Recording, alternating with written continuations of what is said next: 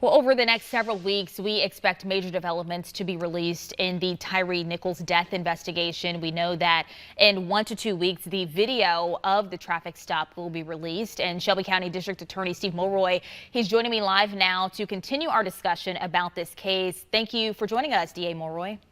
Oh, thank you for having me. Yeah, so first we want to know, you guys mentioned the video is expected to be released in 1 to 2 weeks, but how would releasing this video compromise the investigation?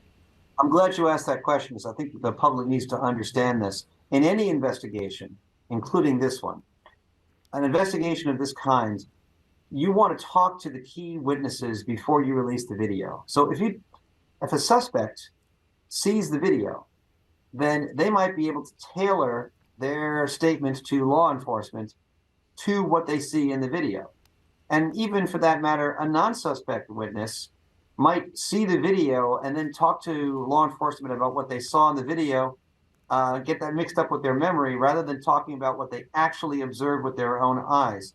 Either way, that muddies the waters and can potentially compromise the investigation. So not only in this case, but in cases generally, it's standard practice to make sure you get your key witness interviews completed and stories, on the record before you release the video to the public. Okay. And speaking of the video, we heard Attorney Ben Crump say that Tyre Nichols' mother, she could not watch even 1 minute of that 3-minute video.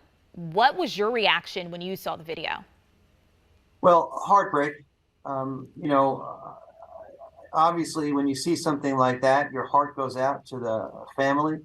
I'm a parent myself, and I just imagine, if I saw my child die under those kinds of circumstances, it would just tear my heart apart. And so, as I told the family when I met with them yesterday, they have my sincere condolences, and we take this matter very seriously, and we're doing everything we can to expedite the investigation and the process, and we will do everything we can to make sure that justice is done in this case. I want to touch on reckless driving for a moment because police say they made the traffic stop because Nichols was driving recklessly. What exactly does that mean?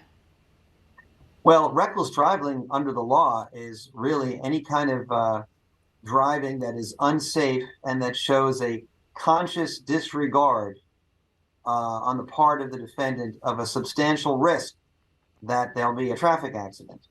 So, it could be anything from speeding, 20, 30, 40 miles an hour over the speed limit to, weaving in and out of lanes. Now, as to what happened in this particular case, I can't comment, but that's what reckless driving generally means under the law.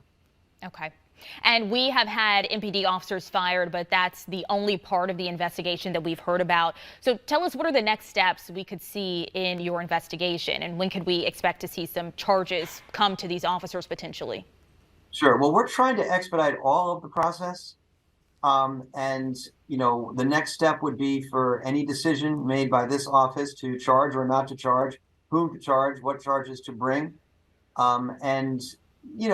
If it is possible for us to expedite that, we will do so.